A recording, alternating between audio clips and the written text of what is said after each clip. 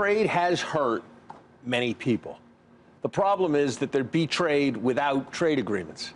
We didn't have any big tariffs. Our tariff levels were 2%, 3% with Mexico before there was NAFTA. What the trade deals did is they mostly brought down Mexico's trade barriers. We can sit here and hope that other countries won't grow successfully and develop more competitive economies. We can sit here and hope that information technology won't make global supply chains. But that's not a policy. And so if our policy is to try to wall off the U.S. market and try to hope that other countries fail, that could be a policy. I think it's a policy that will be catastrophic in terms of our long-term security interests, but that's a policy.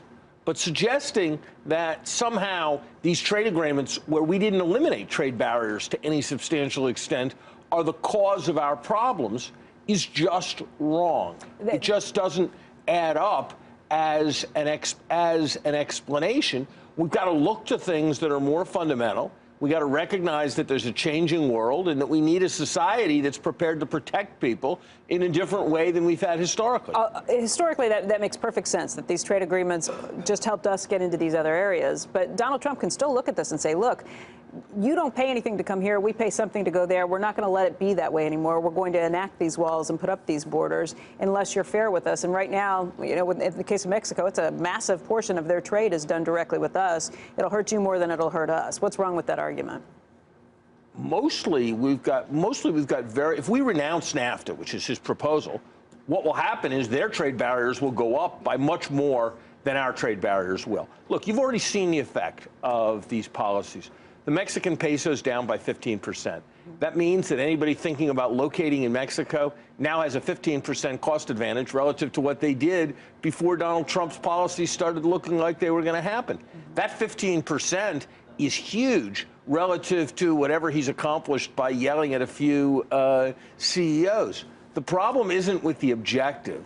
The problem is that it actually works out in a counterproductive way. That's what's so dangerous about the approach that the administration is taking to many things. They react with anger rather than with analysis in thinking about what the effects of what they're going to do is. Everybody's for making our country more secure. Nobody wants to let terrorists into our country.